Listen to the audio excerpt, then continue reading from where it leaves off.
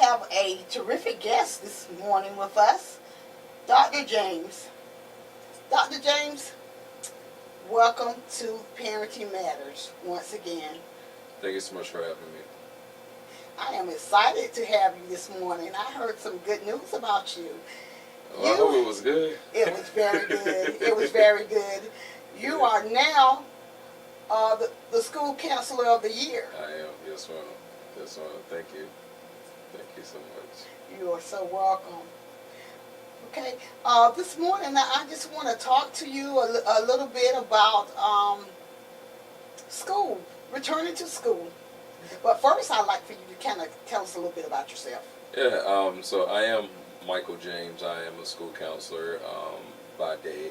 I'm also the founder of Limitless Empowerment, where we support beginning teachers on establishing trauma-informed classroom environments. But also, I am a motivational speaker and also coach, working with individuals, youth mainly, on supporting their whole development so that they are able to live from the place of their essence, is what I call it, and able to thrive and move from surviving to actually living their best life. So that's who I am in a nutshell, and I'm happy to be here today. All right, and we're happy to have you. Thank you. First of all, kind of tell us some things that's new in the school for the new year. That's a loaded question. Whatever you want to tell us. Yeah. Whatever you can tell us. Right, so that's a loaded question. So you said what's new? What's new? I think as we continue to transition from the post-COVID lifestyle, we still have to understand that our students, our babies, they still need some additional support, right? So, we were out of school, well, depending on where you were, most schools were virtual for about a year and a half, if not longer. And with that being said, the instructional time, a lot of students didn't get that. It looked completely different across the board. Like, I have friends who said they went virtual every single day. I have some people that said they didn't do virtual because access to internet connectivity wasn't necessarily there. So having an understanding that students want academically, they are still needing additional support. And with that understanding, the importance of investing in our students to make sure that they have what they need for as academics. And for example, investing in a student can look like getting a tutor, making a sacrifice. In the business world, we like to say opportunity cost. So if I get the tutor, I may have to forego getting a new pair, getting something new for the business or something. So understanding that we have to make an investment in our students. As it relates to the emotional aspect of things, especially with this Gen Z generation that's currently in school, understanding that those 2 years that they were out of school, and some of them have missed that social aspect, there is a need for them to continue to gain that. I'm not going to say that they have to have it every single day, but we have to make a push where to help these students become well-rounded. As you know, a lot of families want to say, hey, go to school, get good grades, then go to college and, graduate from college, get a job, start a family, and it's like living the American dream. But in order to understand the importance of actually being able to obtain the American dream, there's steps and processes that you have to take, and understand that some families have advanced further steps compared to another family. So understanding where you are in the race, and understand that it's okay, you can get through this. You may have to be vocal about what you need in order to get to where you want to go, but understand that exposing your student, your child, to a multitude of different things like community resources, also what's going on at different schools, also what's going on at state level. For example, there are Boys and Girls Clubs, there are National Honor Societies that would allow students to gain exposure. So you have the academics, you have the social emotional, but then the last, I would say, the parenting piece. I think with my experience and communicating with other educators, that is a piece that is often times is overlooked. You have families where if they just supply money and they feel like that's doing everything that they need. And you know, for some people, that's all they can do at that particular time. But for some, that's just a way to fill a void, a gap. And so, understand the power of community. Um, like the saying says, it truly takes a village to raise a child, and it does. It takes me being able to advocate for your child at school. It takes you being able to ask questions, being able to show up, and being able to provide additional resources. The school is not the place to end all be all. The school is a supplement to what you're already doing. I like to say it through the lens of whenever you're looking at the school is it's like the protein shake whenever you're working out, right? So imagine working out and you're going to the gym, and you as the parent got to do the main part, right? Because this is your child, this is your baby. You do the main part. However, to help your journey, when you're working out, you'll take a protein shake, you'll fix your diet. And so that's what the school is there. It's there to supplement your child's education, and that's where it starts, at home. And then the school, the community, the church, and everybody else helps support that vision. So understand the importance of family, and understanding the importance of making sure when you have family that you are teaching them things that are critical to their development. For example, history, right? So if you look at the attack on public education as it relates to teaching students the correct history, then you will understand your duty as a parent, right? And sometimes I know my mom, for example, she doesn't feel competent enough to be able to have those conversations, and so she leaned on me to be able to have those conversations with my siblings and my nephew and niece. And so just understanding where you are in the race to determine what type of tools and resources that you need, because it's going to be hard, it's going to be challenging, but at the end of the day, your child is still going to have to go through something, and you want to make sure you have fully prepared them, but not handicap them to be successful whenever it's time for them to face that challenge. So I would say those three particular areas: academics, social, emotional, but also that family support is definitely critical as we enter this new school year. Dr. James, what would you say would be um, a resource that they could pull from for their school supplies? If maybe they can't afford to buy them all themselves, Okay. what would be a major resource that they could pull from?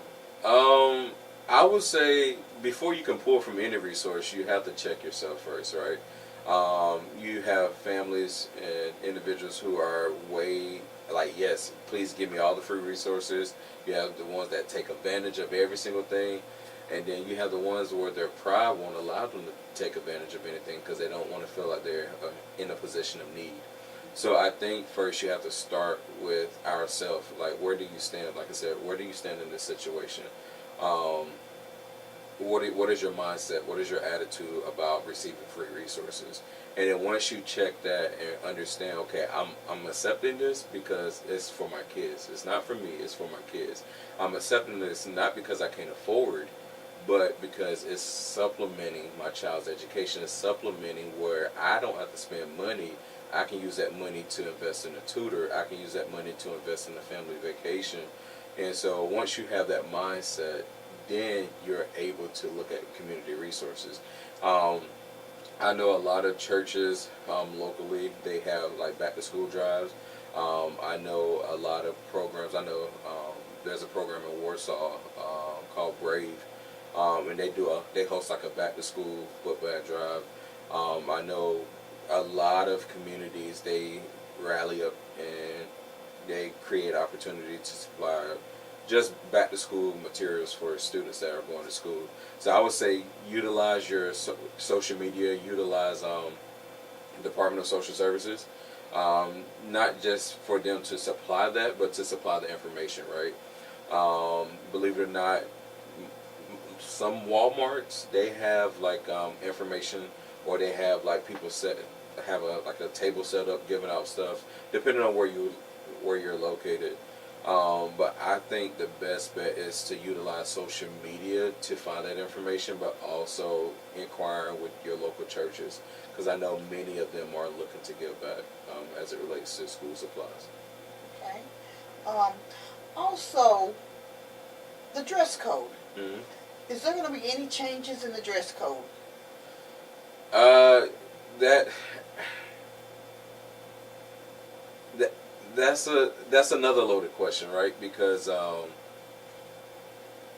the dress code varies depending on school, depending on district, Okay. depending on also community, right? So if it's a private versus public school, it matters because some schools will have uniforms, so they don't have to worry about dress code. Some schools don't have uniforms. I, honestly depends on the school. But to be on the safe side, as families are shopping for back to school items, I would say consider looking at your school's dress code, which can be found online on the school's website and or on the district's website. Keep that in mind, because believe it or not, while I understand you may want your daughter to wear this or the latest trend or latest fashion, but what's going to matter? You getting a phone call every single day to come and pick her up because of dress code? And because believe it or not, if this happens at least twice a month, your child is missing over 40 hours of instruction in an academic year. And so, while I understand, well, it's my child, she can wear whatever, or he or they can wear whatever they want, I get that mentality, but at the same time, your child is not coming to school to walk the runway. Your child is coming to school to get an education and to learn. Um, I would say it would be in the best interest of the family to consider um, what about the clothes, the style, the shoes, and everything that has been purchased? How is that defined in who the child is, right? While I don't 100% always agree with what the school is saying about dress code, right? But at the same time, because I'm an individual, let's get the child here. Let's get the child here, and once the child is here, I'll work with whatever I got. I'm not going to police you because you got a hoodie on. Because believe it or not, you may have had a bad day. You and your mom may have gotten in a fight. And so I have the understanding, but not everyone who is working with your child has that understanding. So I try to be mindful of that, but at the same time, there are rules and regulations that you have to uphold and follow. And if you don't, there are consequences, right? So I would say though I can't necessarily answer your original question, will there be changes? Because each school is different. I would say to be on the safe side, you will not go wrong if you review the parent handbook and the dress code policy prior to you shopping. I know they say if it's like 2 finger lengths or something like that, then it's too short, and don't purchase anything with that has derogatory language on it. I understand all of that, and I'm sure family does. Family members, they understand it as well. But one way to make changes and suggestions as it relates to the dress code is consulting with your school administration team. Also advocating at school board meetings, and also advocating for, if your school don't have a student council, to create a student council so that some of those concerns could be addressed appropriately. But that is a way to be able to see change in schools. Also, will there be any after-school care that you know of as of yet for students who say their parents work on third shift or second shift and they don't have anyone to go home to? Right. So again, that's another question that where it depends on the district, right? I know last year Duplin County, most of, I want to say all the middle K-8 schools, right? All the K-8 schools had the opportunity to offer like a 21st century program, and with that program, it allowed students, I want to say students in grades 3-5, the opportunity to stay after school and get academic help, also social emotional, and then they did like some creative arts. So I want to say that that was offered because additional funding through like the CARES funding post COVID. Um, as it relates to additional services, again, it's leaning on those communities that you reside in.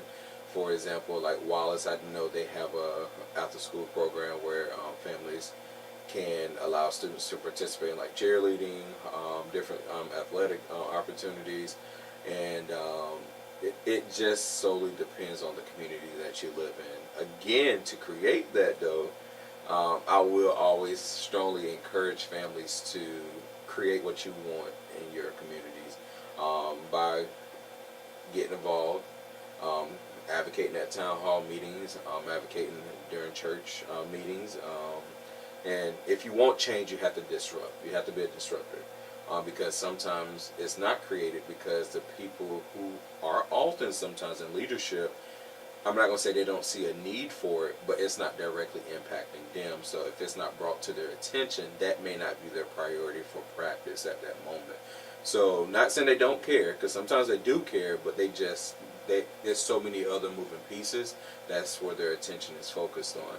So sometimes bringing those things up, like we need more after school care programs, with the understanding that if we create the after school care program, it's not going to just be a babysitting service. It's going to be an opportunity for your child to engage in after school program activities that is governed by what is the policy that they create and the MOU that is established to determine the program. So I would say if there's no programs, because I know Magnolia, there's nothing. There's nothing there. However, the citizens of that community have a right to say this is what we need. And it's up to the mayor and the commissioner and all the other people that sit on the board to say, okay, what can we do to establish that for our community? And it's going to take accountability, which is fine. Hold them accountable. They'll be okay. And sometimes if they can't get it together, then help them out. And when I say help them out, you can read in between the lines. Help them out. Okay, Dr. James, what would be some reasons of importance for parents to attend orientation? Now that's a very, it's one of the most important times of the school, beginning of the school year, right? Outside of parent teacher conferences. And so orientation, open house, that term is used interchangeably across many different school districts, because sometimes people use meet the teacher as open house, and sometimes schools use open house as an event later after school has started. So I think what you're talking about is the meet the teacher experience, correct? Right. So with the meet the teacher experience is crucial, and I know school districts have gotten better with hosting the hours.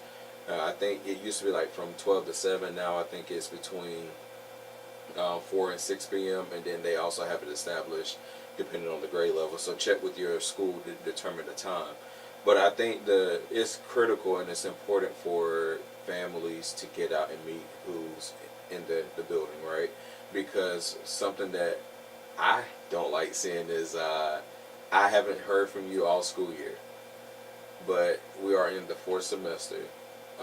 Literally 1 week left of the semester. We're in the 2nd semester, 4th 9 weeks with literally 1 week left, and you're emailing me or the principal or the teacher about your child failing a particular class, and you want to know if they can get extra credit. And while one part of me want to have empathy, but the accountability me want to say absolutely not. And so I think it's critical and it's important, because during this time of meet the teacher, you're receiving valuable information. One, you're setting the tone for the school year. You're letting the teacher or teachers know that this is my child, or I am the caregiver of this child, or I'm the representative or the advocate for this child. If you have concerns, please reach out to me or another family member. I'm going to support the child. I'm going to ask questions, and I'm looking to get involved. And even if you can't get involved, that's perfectly fine, but I'm here to support the child. Because sometimes I'm just going to be completely transparent. It matters when students have somebody that comes with them, right?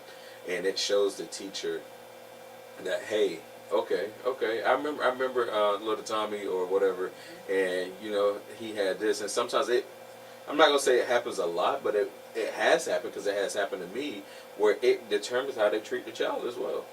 Especially if they know no one is advocating for that child, they may not go as hard, or they may not be as lenient. It meeting the teacher is so important to the fact that it can determine a lot. It can determine success for the student.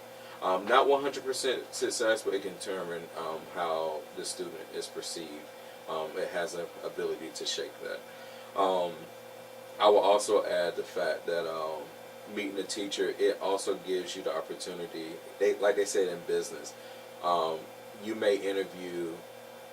The employer is interviewing you, but you are also interviewing the teacher as well. And not necessarily you're trying to catch them up in a situation, or catch them lying or anything like that. You're just trying to say, okay, I feel like this is a safe environment. So whenever I send my child to school, based on my conversation with the teacher, I feel it's a safe environment. So I know if Pooh can come home telling me one thing, I'm like, okay, I'm gonna reach out to Miss So and So because I got her on Class Dojo. I nipped that in the bud. And so I snatched a pencil from you versus, so imagine you're in the classroom and the teacher take a pencil away from the student. But the student go home and say, the teacher, she took the pencil away from me, and then she threw it at me, and then you, as the teacher, you get an email or an angry parent coming at you like, hey, can you tell me a little bit more about this? He said you threw a pencil at him, then you snatched it, then you made him cry. You're like, what? None of that even happened. But when there's a relationship there, you're able to say, what did you do? What did you do? And you're able to ask that question to the student and say, what did you do? Tell me what you did. Because I know this teacher right here. I don't know her to like down to her address, but I was able to build that rapport with that teacher. So tell me what you did. And it prevents a divide from the teacher and the family, because ultimately the student just trying to find a way not to get in trouble. So if that means I got to lie to not get in trouble, then that's what's going to happen. And so, but whenever you have that rapport with that teacher, whenever you're being visible with that teacher, you're able to have that, and that way, it can be like, no, Miss So and So, this is what happened. He was being disruptive. I actually placed him in the hallway. I sent him to the office. I communicated with you when I did. He came back in the next day. He was doing the same exact thing. He threw the pencil at a student, and then that's when I took the pencil from him. And then that's when you're like, okay.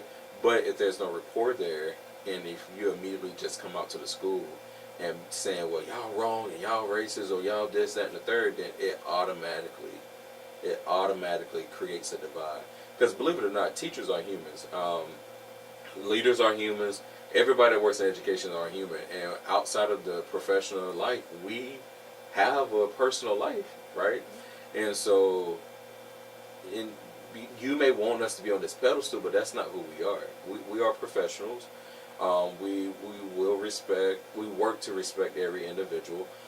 We work to collaborate with every individual as much as we possibly can, but at the end of the day, we're humans. And it's important that families understand that. You can hold us to a certain standard, that's okay, but at the same time, it's your responsibility to be held accountable as well. Okay. Dr. James, how important is the website, the school website? How important is that? How important is the school website? Yes.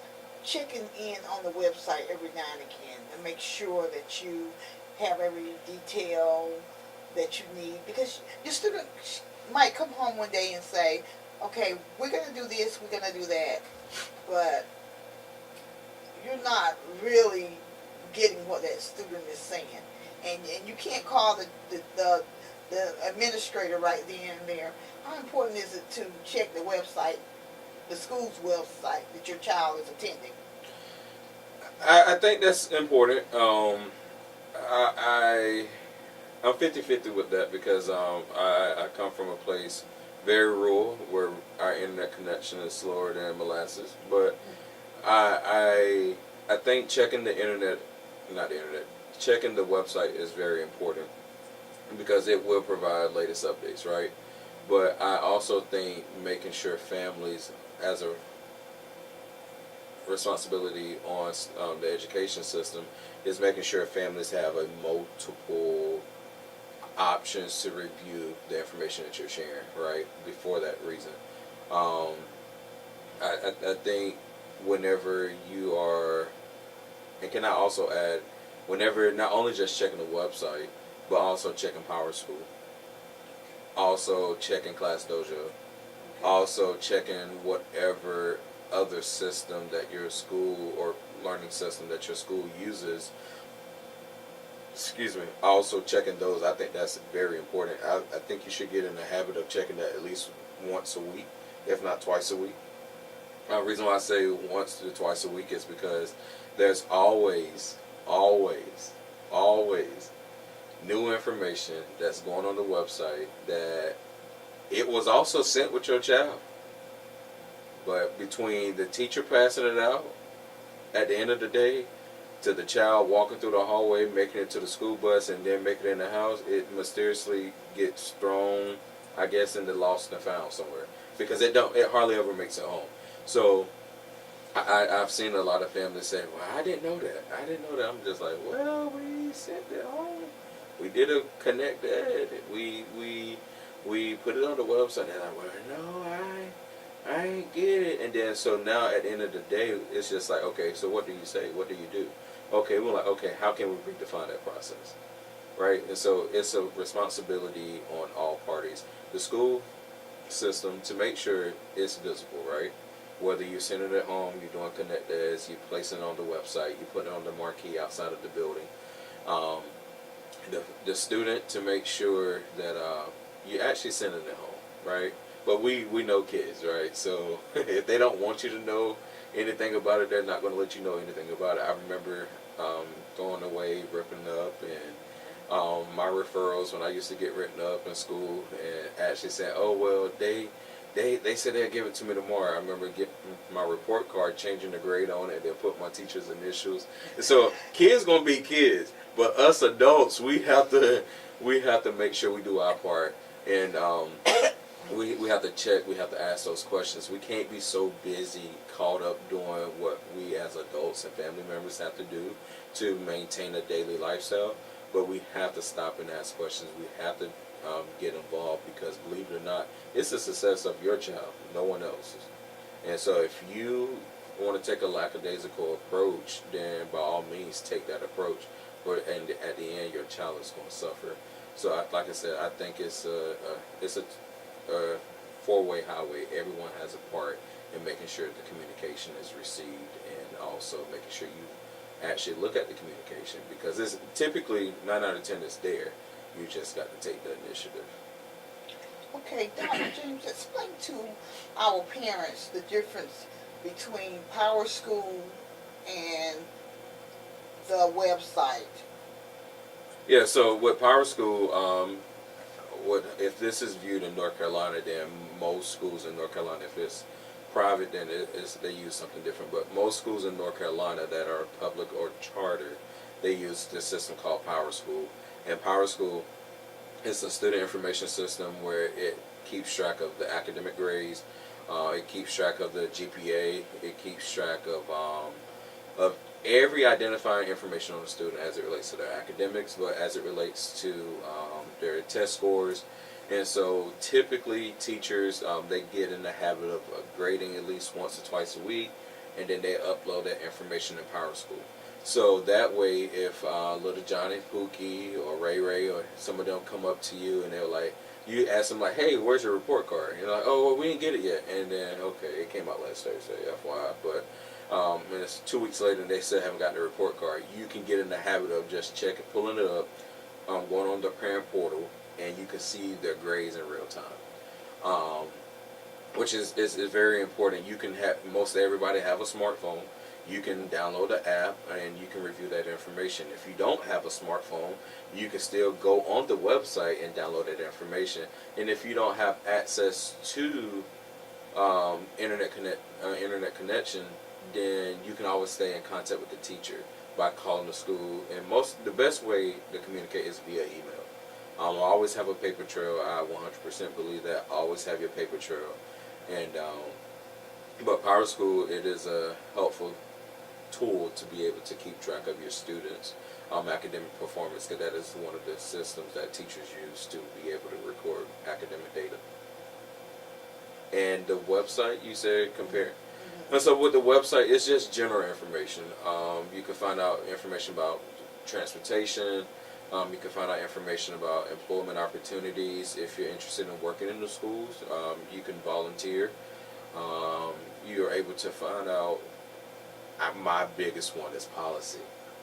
A lot of families are not aware of how much that the policy is on the website. And if you suspect something is going on, you can always refer to that policy. How to file grievances if there's a dispute within the school. How to the curriculum that the school is using. A lot of people just don't understand that most of the information is on the website. The curriculum, the field trips, all sorts of information is provided on the website. It's just taking the time out and just reviewing it and comprehending it, and if asking questions if it doesn't make sense to you. All right. Well, we certainly appreciate your input on Back to School, Dr. James. And this is Parenting Matters, and I'm Brenda Reddick, your host.